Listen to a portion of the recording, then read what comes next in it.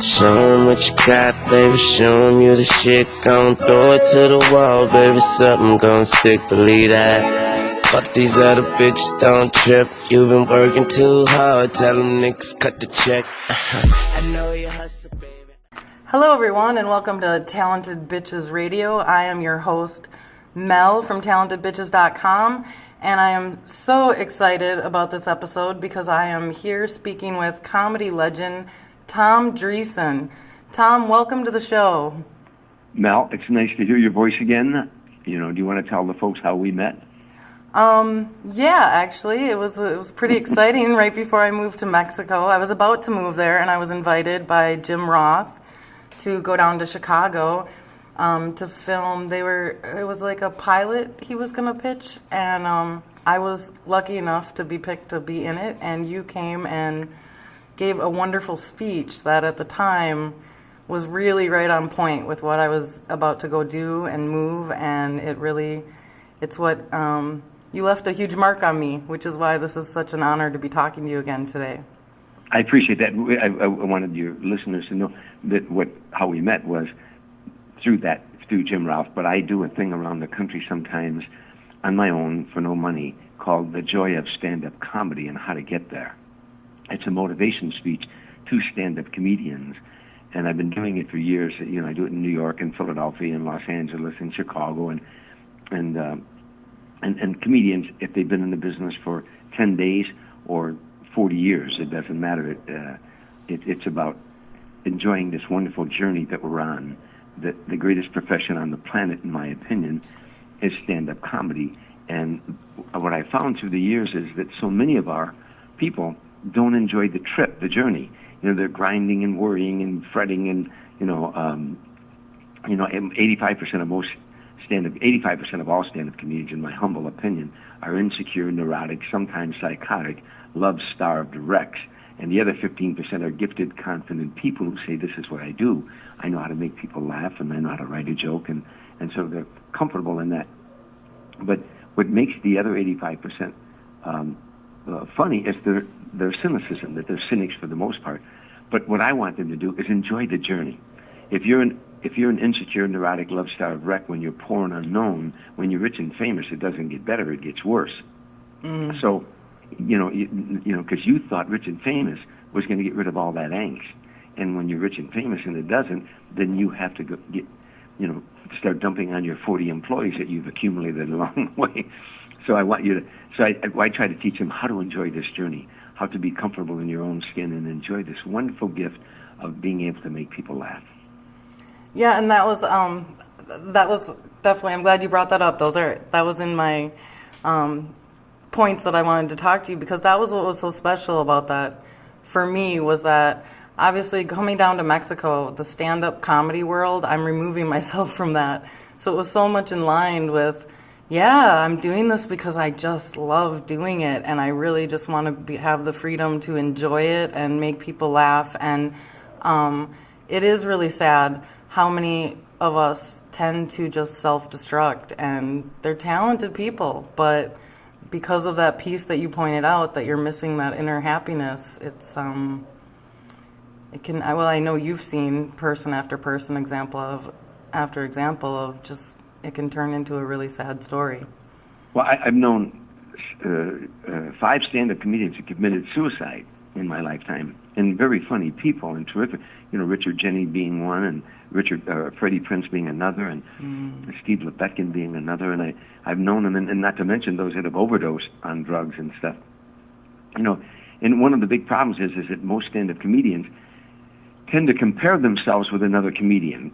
I started out with Mel, or I started out with Dave or Jay, and now they're doing this, and I haven't gone that far, and she got her first Tonight Show, and I didn't, and so what I try to teach them is that there's a great Hindu proverb that says there's nothing noble about being superior to another human being. True nobility lies in being superior to your former self. Am I a better son than I was last year? Am I a better daughter? Am I a better husband or wife than I was last year? Am I a better father, mother? Am I a better comedian than I was last year? So your only competition your whole life is your former self. You listen to your tapes. Have I grown from last year? That's your only competition in life. is your former self. And so we're not in competition with others, Exactly. Well, which in the business, it becomes a really hard illusion to not fall for. Do you know what I mean? Like, Sure. it's just so much hype, and I got this, and I got that, and all these egos, and I mean, to be as grounded as you need to be to maintain the attitude that you're talking about, and you're such a great example of someone who's done that. The strength of character is amazing, and so I'm really excited that you started doing motivational speaking. And I know you don't just do it for comics, but is that what initially inspired you to start doing motivation? Yeah, well, I started reading books, because I was like everybody else. I had 8 brothers and sisters. I grew up on the south side of Chicago. I lived in a shack. 5 of us slept in one bed. We had no bathtub and no shower and no hot water. And it wasn't during the Depression. I'm not that old, but both my parents were alcoholic and at one time, and so I grew up in a negative environment. And when I was a high school dropout at 16, and I shined shoes in taverns from the time I was 6 till I was 12. I set pins in bowling alleys. I caddied in the summertime. I sold newspapers to feed my brothers and sisters. I dropped out of high school at 16 and went in the service at age 17, and got a high school diploma from the service, through the GED program. But I began to read, and I started reading all sorts of novels and stuff. And then I segued over to positive mental attitude books like Norman Vincent Peale, The Power of Positive Thinking and stuff. And I started reading things that would improve my mind. And also I started reading about people that became a success, and how they came about becoming a success. And so that kind of thing. So once I got into the business and started working as hard as I did, I started giving motivation speeches at colleges and high schools for free, just to get my chops up until I came up with a format. I talk on 4 subjects. Number 1, perception. 2, visualization. 3, self-talk. And 4, develop a sense of humor. And once I started doing that, corporate America started hiring me, aside from being a stand-up comedian or a master of ceremonies for their awards banquet, to give a motivation speech at their luncheons and stuff like that. And then I started doing it for free for comedians, just because it's the profession that I'm in and how much I love it. And I wanted them, again, as I pointed out earlier, I wanted them to enjoy this. The greatest gift that, to me, that a God can bestow upon a human being is a sense of humor. And the sense of humor is not when you have the ability to laugh at others' shortcomings and misfortunes, it's when you have the ability to laugh at your own. I've known more stand-up comedians that bring so much joy to audiences that don't have a sense of humor. They don't know how to laugh at themselves. And if you can learn that, then all the disappointments in the world aren't as big and major as you make them. If you learn to laugh at yourself and laugh at, along the way with the journey. But more important, again, that what you're doing is you're bringing health to our society. What greater profession on this planet is there than stand-up comedy? It's now a proven fact that laughter is healing. It's not only psychologically uplifting because it's a deterrent. The brain can't think of 2 things at the same time, and that's a scientific fact. So if you're watching somebody on the TV making you laugh, or you're watching a comedian in a club, you're not thinking of your problems. So it's psychologically uplifting because it's a deterrent. But now we find out, UCLA did research that when the human body laughs, that endorphins are released into the bloodstream from the brain. That's why after a real hearty, strong laugh, you go, oh, and this sense of well-being comes over you. It's because your body's gone through an actual chemical change. So, again, laughter is psychologically uplifting and physiologically therapeutic. So comedians are truly physicians of the soul. So I'll refer to you as Dr. Mel from this point on. How's that? Wow, I've never had that awesome of a title. Thanks. But they are, and they're important, to a society, and therefore that's why I spend time with new and old comedians to, give them motivation.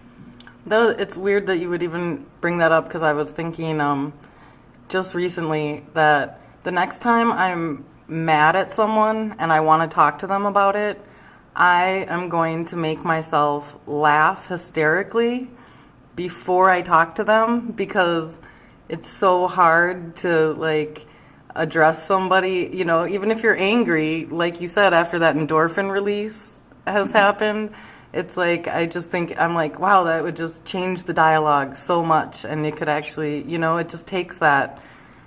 Well, when you're angry, you're feeling something in your brain as well. So it's like if you laugh before you talk about something that you're angry about, I was like, maybe that would balance it out where you could, just lose the anger and address the issue. But well, by the way, when I was studying acting in Chicago and in LA, they had a couple times, there were times that you had to cry on command, and then you had to laugh on command. And a lot of people do not know how to do that. But if you were in a movie, in a scene, and you had to burst out laughing at something, you would have to rehearse that with yourself, how to laugh out loud. So if you can teach yourself to laugh out loud, then you should laugh out loud at least 10 times a day. 2 times in the morning, 2 times in the afternoon, late afternoon. When no one's around, you just go into a room or go into the bathroom or go into the closet and just, and laugh out loud a couple times. And you'll catch yourself laughing more, There's a CD out of nothing but laughter, and they play it sometimes at children's cancer wards and stuff like that. I've got it in my car. If you're stuck in traffic and you turn that CD on, it's just people laughing. Before you know it, you're laughing, Yeah. And again, it's healthy, but. And a free antidepressant. You can save absolutely so much money. Well, I would definitely want to get back into the motivational speaking aspect of your career, but would you mind if we reviewed a little bit of the journey that has been Tom Dreesen's life? Sure, gladly. Do you want me to take you there, or do you want to start it? Well, why don't you start, because you probably are better at telling the story than me, so you start. Well, how I came into comedy, after I came out of the service, I had no idea what I wanted to do. I never, ever, ever thought of show business. It was the furthest thing from my mind. I wheeled concrete.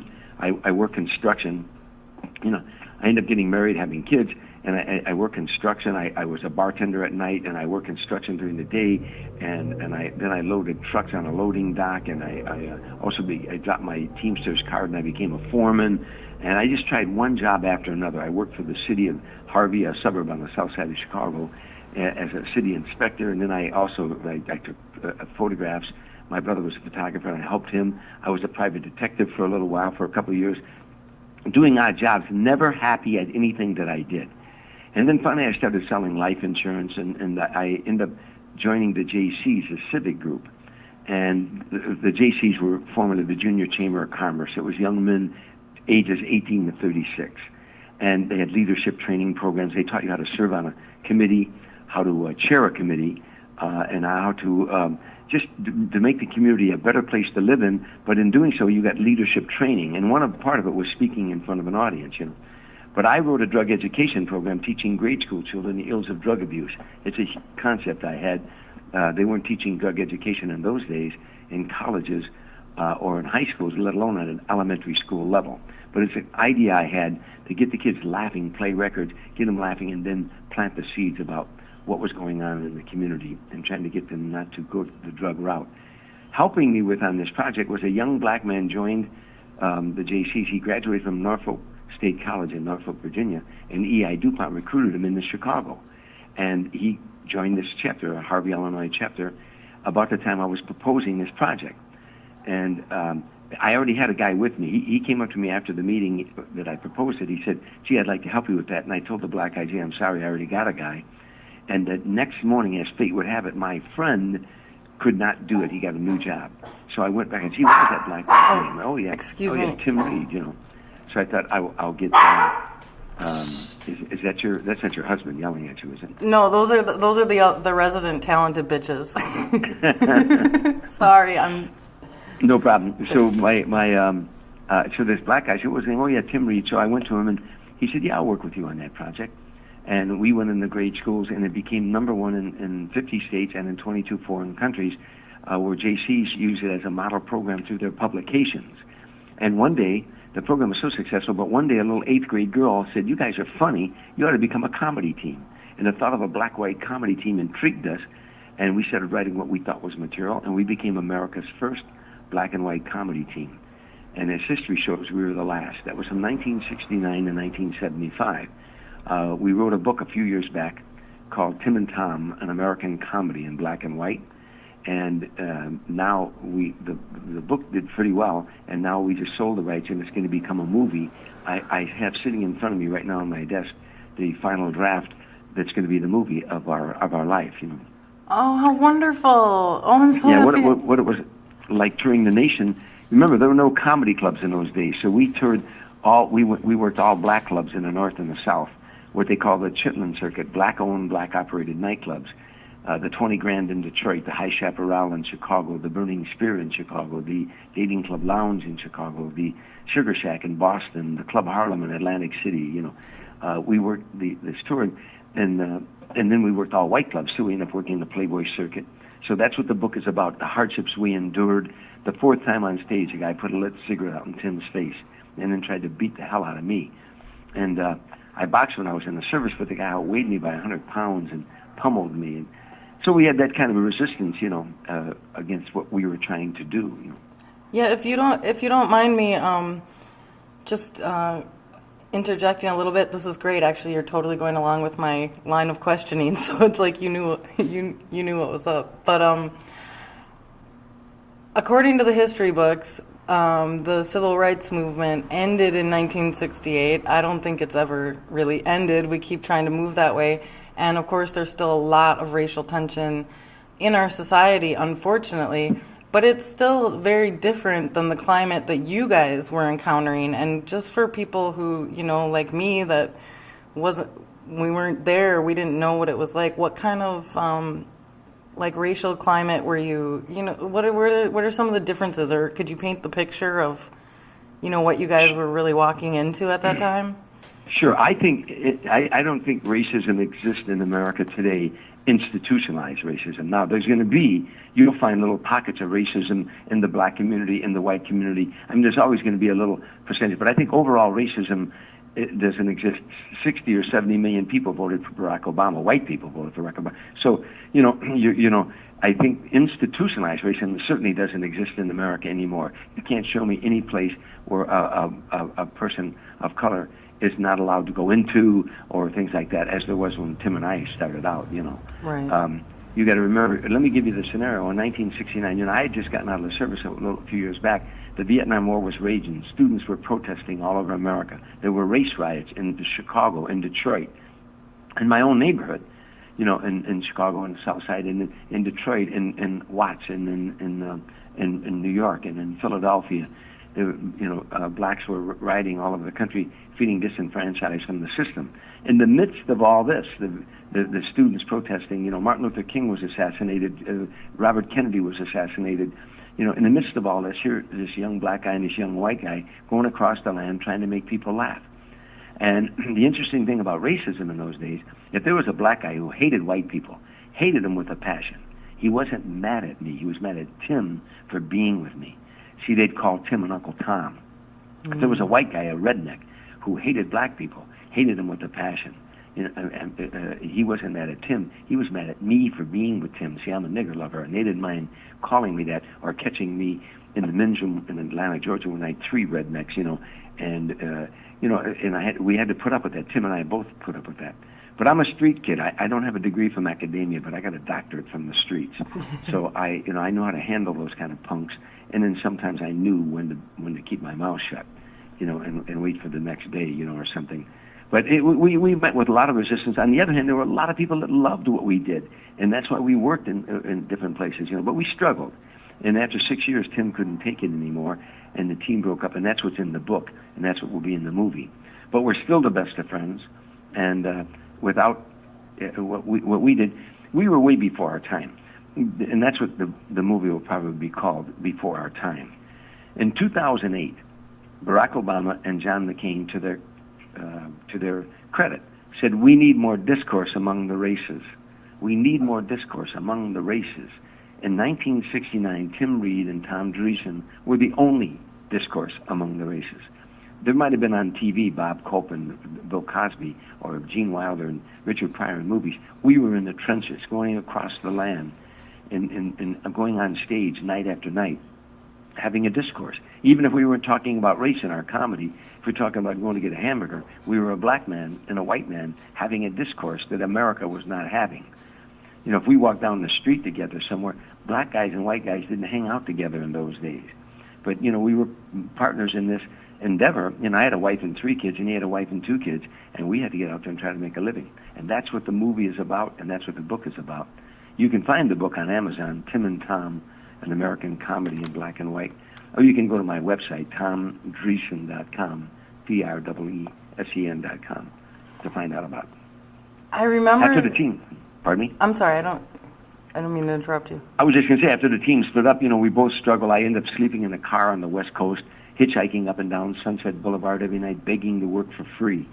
There was an old Nash Rambler that was sitting up on blocks in an alley, and it's a long story how I got to that. But my wife and kids were in Chicago. My wife wrote me a Dear John letter at that time. She didn't want any more of the show business. I was trying to make it alone. I had never been on stage by myself before, only with Tim. So I was trying to make it alone, and Tim was out here struggling too, in a lot of ways. And so, but I finally got to the Comedy Store. In those days, comedy was the rock and roll of the '70s. You know, Sunset Boulevard was the hottest place to be, and every night I was going on stage with unknowns. You know, first of all, I had to struggle to get on at the Comedy Store. It took a month before they'd give me an audition, and then when I finally got on, I did real good that first 5 minutes, and they gave me spots, but not at prime time, like at 1:15 in the morning and, you know, 1 o'clock in the morning, and finally I worked my way down to prime time. But I'd be going on stage every night with unknown comedians: David Letterman, Jay Leno, Robin Williams, Gallagher, Michael Keaton. The girl waiting tables was Deborah Winger. You know, wow. These are the comics I was working with in those days. All kids, unknown. Yeah, it's so funny to even hear the word unknown associated with their names at this point. You know. David Letterman had an old beat-up red pickup truck. You know, Jay had an old Buick, and we were just all struggling, you know, and we would, you know, try to get enough money after this. You know, those days they paid nothing at the Comedy Store. No comedy clubs paid. I mean, there was only one good comedy club out in the West Coast. It was the Comedy Store in those days, and it didn't pay. We later went on strike for 8 weeks to make that club and the other clubs pay. That's in a book. There's a book called I'm Dying Up Here by William Needleseder. Knoedelseder. And the book is called I'm Dying Up Here. It's a double entendre. You know, as you know, we comics use that expression, I died last night. Yeah. And then, of course, one of the comedians committed suicide after the strike, Steve Lebeck, and so it's a double entendre. But that book, Jim Carrey just bought the... Hello, everyone. Staying true to the technical difficulties format that we've been embedding completely on purpose, of course, into every show. Here's where we hit the technical difficulty in this interview. The memory card that I could have sworn I cleared, apparently I screwed up and it wasn't clear, and this is the part where the recorder started flashing out of memory. So Tom was in the middle of this great story. I had to pause him, ask him to give me a second. He was kind enough to let me call him back, and we continued to have a wonderful interview. So let's get back to that interview. Thank you for your patience and understanding. And now, back to the show. Thanks, Dookie. Tom Dreesen. Hi, Tom. It's Mel. Sorry. Hi, Mel. How you doing? Good. Hey, I feel like I just talked to you. Okay. I have the technical difficulties cleared. This is actually, it's kind of a running joke with the show that instead of talented bitches, we should call it technical difficulties, because whether a dog barks or we always have something. So thank you so much for your patience. No problem. Let's get right back into it. We were talking about the club's not paying, and there was a strike, and then there was a book published about that strike, and you were saying that Jim Carrey just bought the rights to that book. Yeah, and the book is called I'm Dying Up Here with William Needleseder, Knoedelseder, and you can find it at Amazon as well, called I'm Dying Up Here. And as I pointed out, I thought every stand-up comedian should read that. But at that time, that's what changed my life. It's hard to describe what that era was like. Again, comedy, everybody says comedy was the rock and roll of the 70s. At the Comedy Store at that time on Sunset Boulevard, every single night someone was being discovered. The talent scouts were coming in there every night looking for new young talent, new young stand-up comedians. The Johnny Carson show had originally been in New York City. When Johnny moved to the West Coast around 1973 or so, 74, all the comedians across America migrated to the West Coast. Because in those days, wherever you went in America, if you said, I'm a stand-up comedian, if somebody said, what do you do for a living? You say, I'm a stand-up comedian. The next question out of their mouth would be, oh yeah, have you ever been on Johnny Carson? And if you hadn't been on Johnny Carson in the eyes of America, you might want to be a comedian. You might going to be one, but you aren't one now, because America judged you by, had you been on The Tonight Show? And so we all went there to the West Coast to try to, we migrated there, as I pointed out, David Letterman, Jay Leno, Robin Williams, Lane Boosler, Gallagher, Michael Keaton, and on and on and on. We all of us came to the West Coast to try to get on The Tonight Show. Also, coming to the Comedy Store in those days, and there was no improvisation out here at that time. It was the only game in town, the Comedy Store. And, there was another club out in the valley called Show Business, but this was the club on Sunset Boulevard that everybody came to. And these were the shows you could get on in those days. Dinah Shore, Merv Griffin, Mike Douglas, Johnny Carson, Midnight Special, Rock Concert, Soul Train, American Bandstand, and many, many others. There were shows up in Canada that were bringing stand-up comedians on. And so everybody was in search of them. I'm the only white comedian ever to have done Soul Train. I did it a couple times. Oh, wow. Even American Bandstand was booking comedians at that time. And plus, not to mention, people looking for sitcoms. Freddie Prinze did one appearance on The Tonight Show, and the next day got his own series called Chico and the Man, I love that show. Well, so there were, again, that was the place to be. Every night you would come off stage and guys would be all excited, guys and girls. I just got this, I just got that, I just got this. So the excitement was, and the drama was really, really heavy at that time, And from there, I did my first Tonight Show. I struggled for a long time, but they came to see me at the Tonight Show one night. Craig Tennis, a talent coordinator, he was looking at 3 acts, a comedy team called Baum and Eston. There was a comedian named Bruce Baby Baum. He later toured the comedy clubs. And Larry Eston and he were a comedy team. Eston later wrote for the show Cheers. But they were looking at that comedy team that night. They were looking at a new kid named Billy Crystal and another new kid named Tom Dreesen. So, and the 3 acts, they selected Billy and I to do the Tonight Show. And so they told me that night, you're going to be on next week. Well, I got bumped 4 times before I finally got on. Every time I'd go down to the Tonight Show and get put in makeup, they would run out of time. Then I'd go down to the Tonight Show a week later and put in makeup and wait in my dressing room, and they'd come up and say, we ran out of time. This happened, finally on the 4th time, I went to the Tonight Show, and I got in makeup, and Fred DeCordova, the producer, came in the makeup room, and he said to me, I got bad news for you. And I said, what? He said, you're going on tonight. And now the pressure was enormous. I'm a calm comedian, and I teach, as you know, motivation classes, and I teach kids how to train your mind to be calm before you go out on stage. But this first Tonight Show, I can't describe the pressure.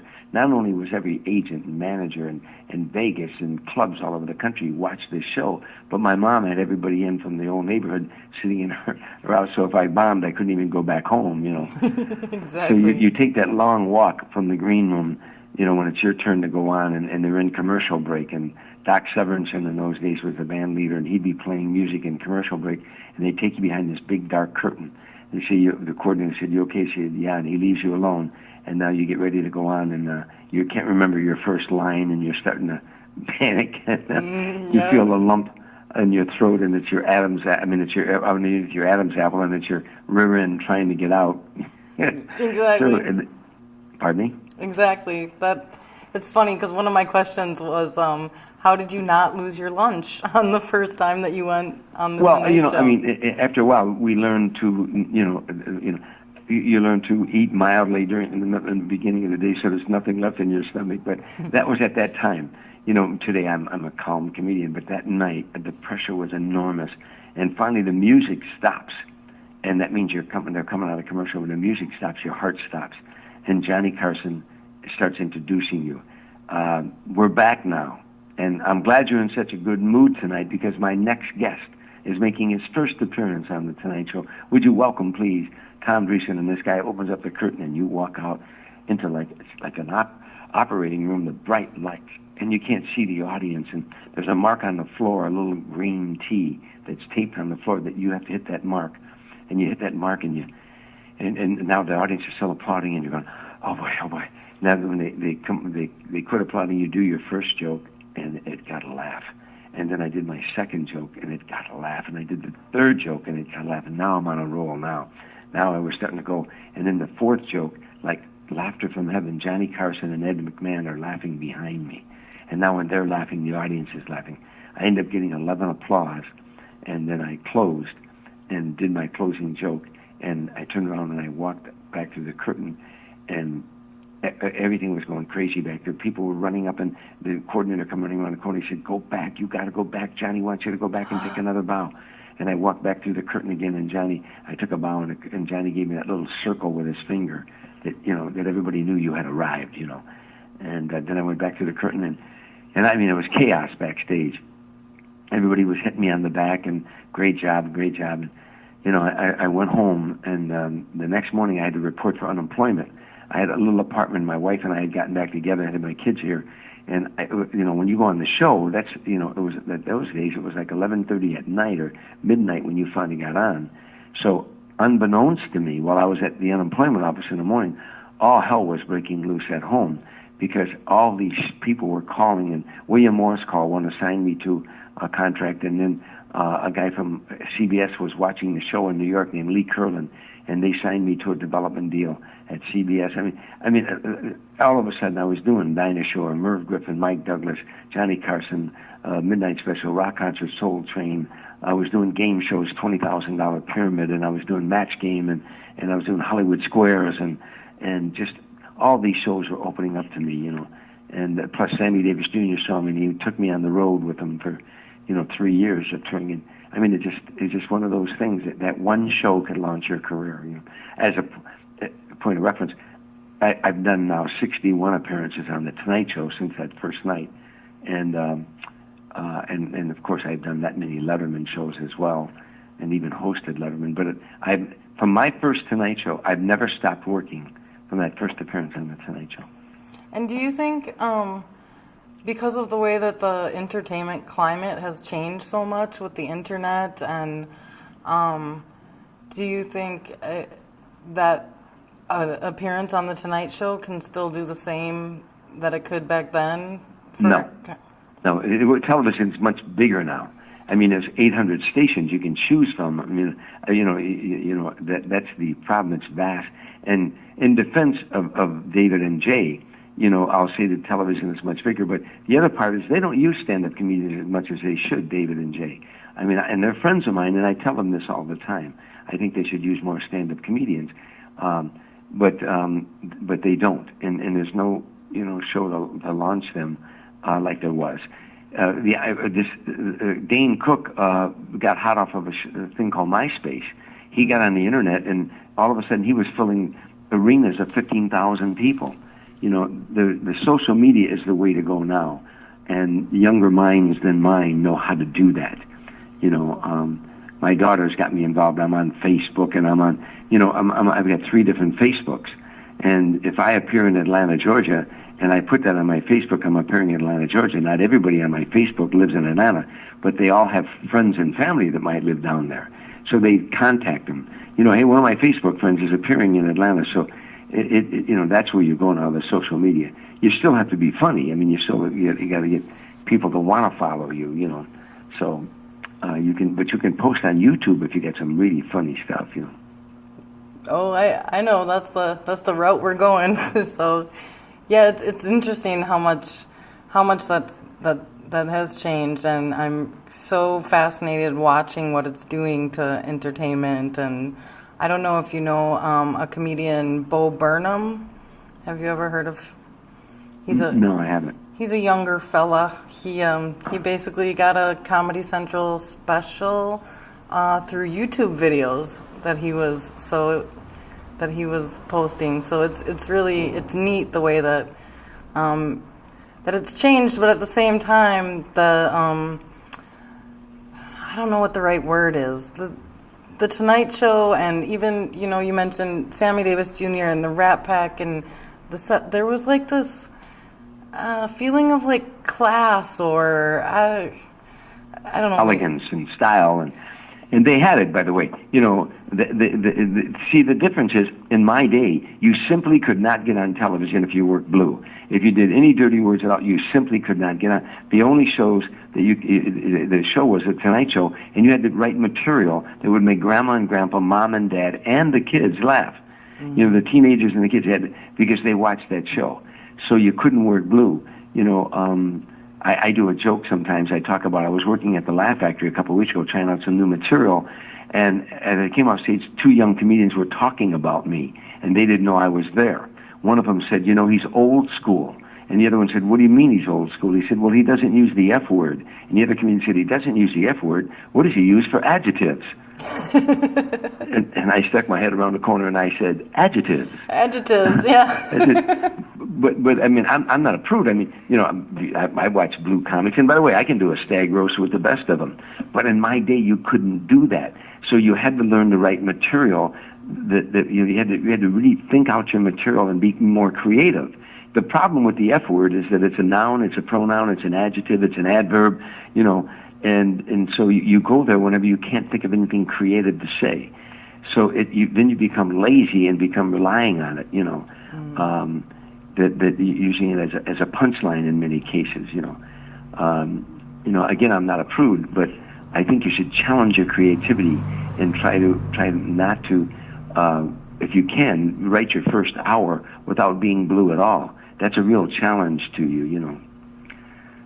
Yeah. But I mean, young kids today think that they're hip when they use the F word every other time. They think that makes them hip, and they think that makes them pushing the envelope or cutting edge. I want to tell them my grandmother uses the F word, so you're not shocking anybody, anymore.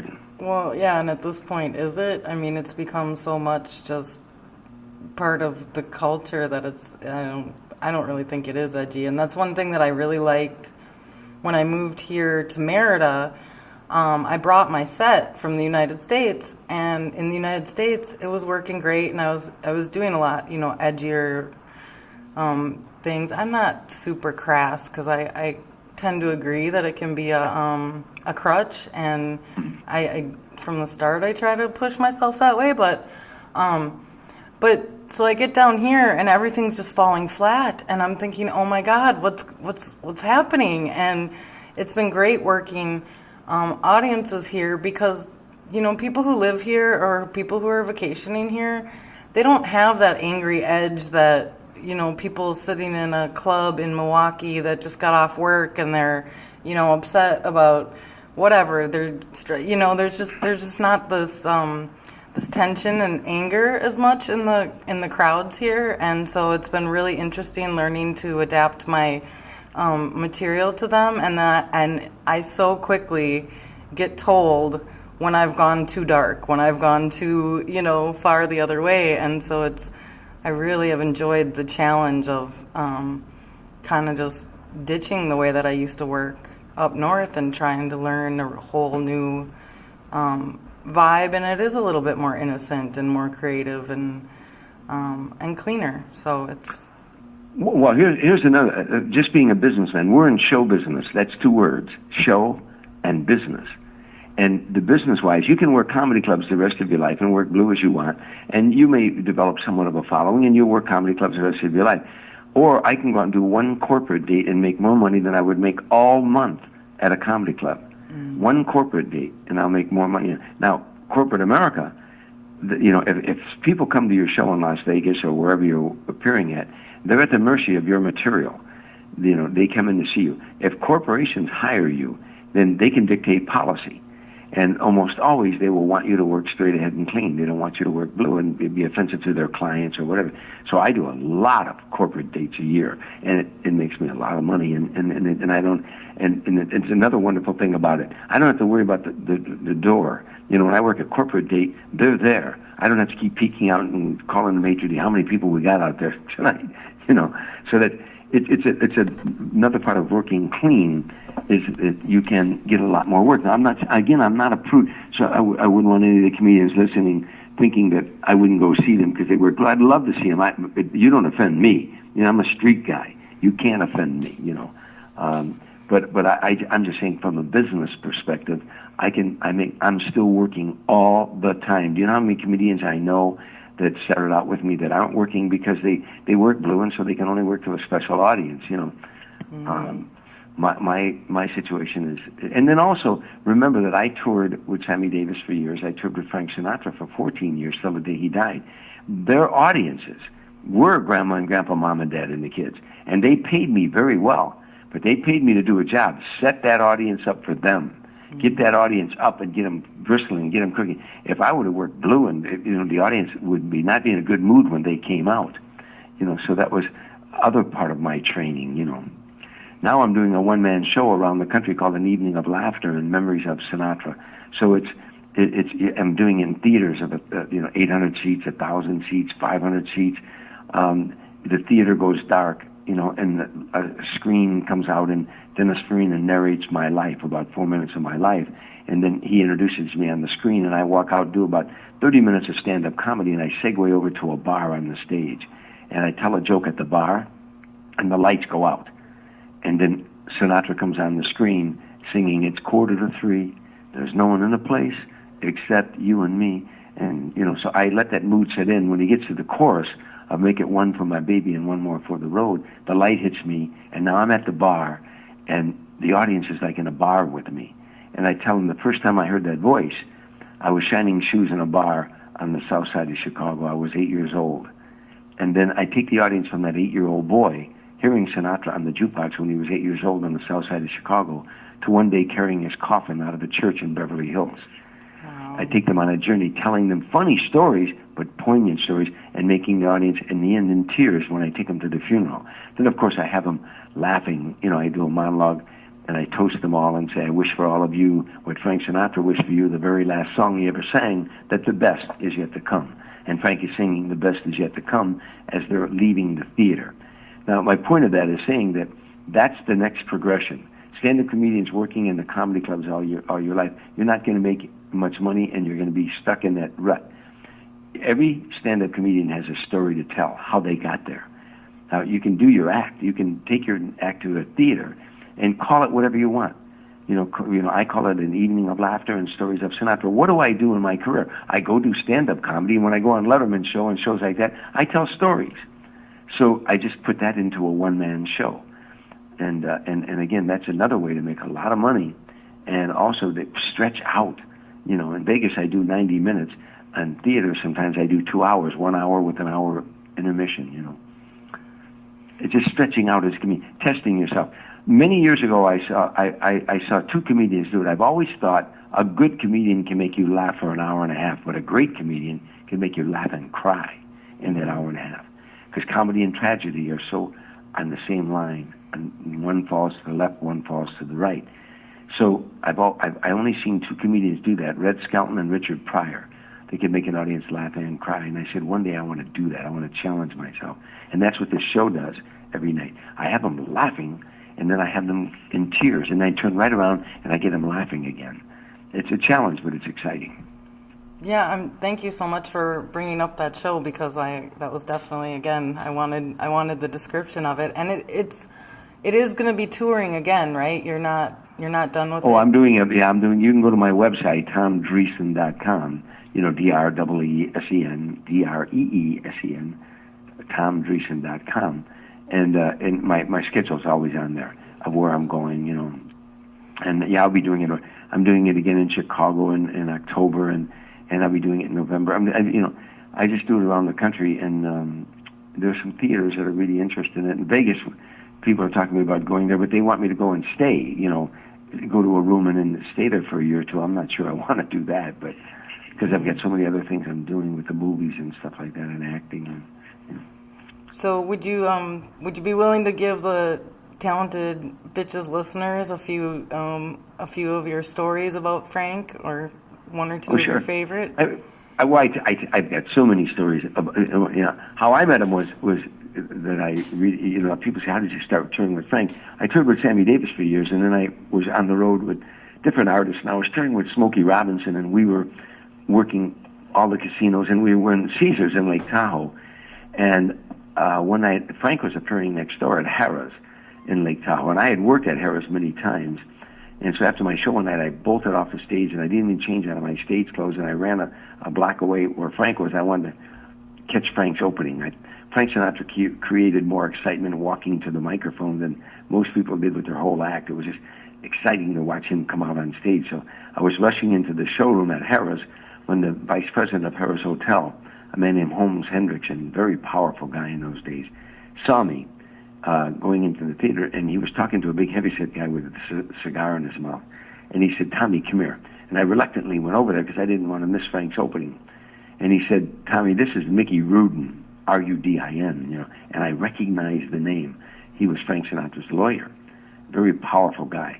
He said, "Tommy, this is Mickey Rudin. Mickey, this is Tom Dreesen. I think Tom would make a great opening act for Frank." And the lawyer got a pained expression on his face like he'd heard it a million times. And he winked at the vice president of the hotel, and I caught it. I caught the wink, and he looked at me and he said, "Hey, kid, if I gave you a week with Frank, would you want more than $50,000? I said, "Mr. Rudin, put it this way. If you gave me a week with Frank, would you want more than $50,000? He said, "Oh, I like this kid." And he laughed. And a week later, I got a call. Would I like to work with Frank? The best is yet to come, and babe, won't it be fine? The best is yet to come the day you're mine. All right, talented bitches, this has been part one of my interview with the wonderful Tom Dreesen. Please be sure to tune back in next week. We'll hear more stories about his adventures with the Rat Pack, his adventures in life in general, and of course, he has plenty of more inspiring words of wisdom to share with me and you, and it's such an honor to have gotten this interview with such a wonderful performer and person. Please come back next week. There's more gold where this came from. Until then, live and love, everybody. Have a good one. Show 'em what you got, baby. Show 'em you the shit. Gon' throw it to the wall, baby. Something gon' stick, believe that. Fuck these other bitches, don't trip. You been working too hard. Tell them niggas cut the check.